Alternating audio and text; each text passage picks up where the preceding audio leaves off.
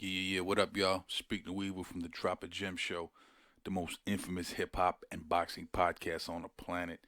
Yo, real quick before this video drops, I just want to let y'all know we need y'all to subscribe, hit the like button, and hit the bell icon. Subscribe because you want to know what's going on with the channel and be part of the Drop a Gem family. The bell icon notifies you immediately when we have a video dropping, and we drop several a week. And also hit the like button because it increases the visibility of the show. So we thank y'all for your support.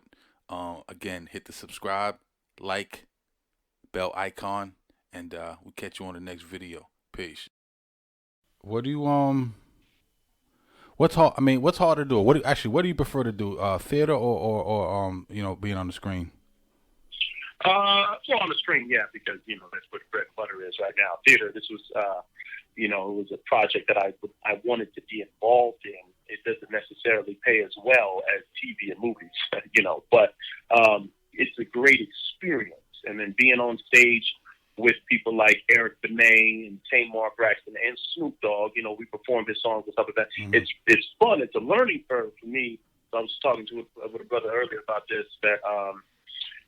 It's a different experience learning the cues and, quick changes and running around, it's a lot, it's high activity, high volume, and it's a huge adrenaline rush, especially when you perform live. So I'm loving it. I'm digging it. I'm having a ball.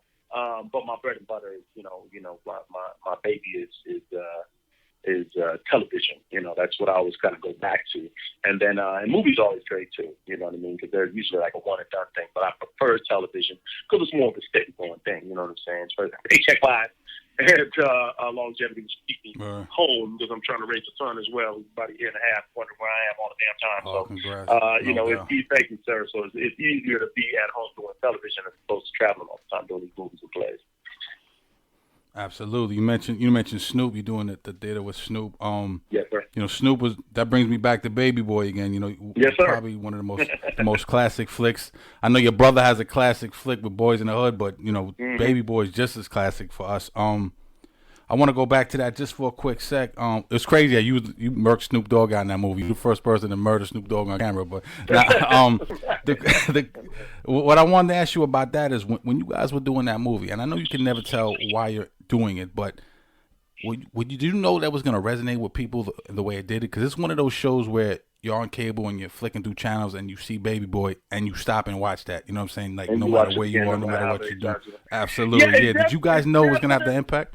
Yeah, it definitely had that feel to it as we were making Right. it. It was a lot of different dynamics going on. I mean, John Singleton likes to invent people, so to speak. If you see his movies going back, is even like Boys in the Hood. No one knew who Cuba Gooding Jr. was at the time. The Morris Chestnut, Nia Long, but they knew Ice Cube, but what did they know him from? As a rapper. You know what I mean? So It was showing different sides of people, and it's him being able to bring out these talented people and then let them flourish onto long careers, which is so amazing. So with Baby Boy, it was two things. One, him calling me, and when he sent me the script and I read it, I was like, damn, I try to keep my life private for the most part as far as like street life and how I grew up in the streets. Opposite of what people seen, which is wow, the crazy kids and smart guy and all that. Like street, nigga, you on TV, It's like you don't know what a brother does when they say cut. That's a job. Yeah, no no doubt. That's a job. So when they saw Baby Boy, a lot of people were shocked. Like, damn, where'd that come from? Like, it was in there, but it was an outlet to be able to kind of let it out on screen. That also with the fact that back then I did a lot of television. And I would audition for movies, but they wouldn't take me seriously because they know that's that funny guy from that TV show. And even if I did a good job in the actual audition, when they mention my name to investors, stuff like that, all they can fall back on is TV resume. You know what I mean? So one, it was me being able to prove myself that I can take on these stronger roles.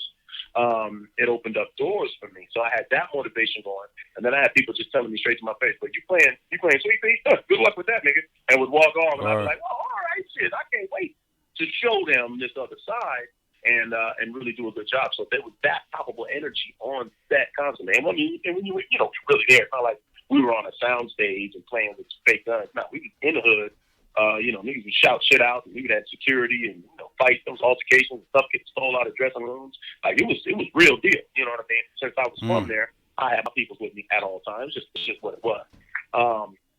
So it had that energy, but you know, when it was released, it wasn't a blockbuster hit in the theaters. You know, right. It did its numbers and then it went away. It wasn't until you know, BET and networks like that picked it up and then showed it every day that people started catching on, going, oh, okay, that is 5, 6, 7 years later. Like I got people stopping me on the streets now talking about when are we going to get a sequel. I'm like, do y'all realize that was made in 2001 and we are in 2018? Like, what? Yeah, you know, you know what I mean? So I mean, it's great that it you know, it's kind of growing now into the cult that it is. But I feel just like him. I'm a student of my craft as well. I love watching movies, listening to music and TV and stuff like that. So you know, it's one of those films. If I wasn't in it, I probably would have watched it 100 times instead of the 20 or so times that I have watched.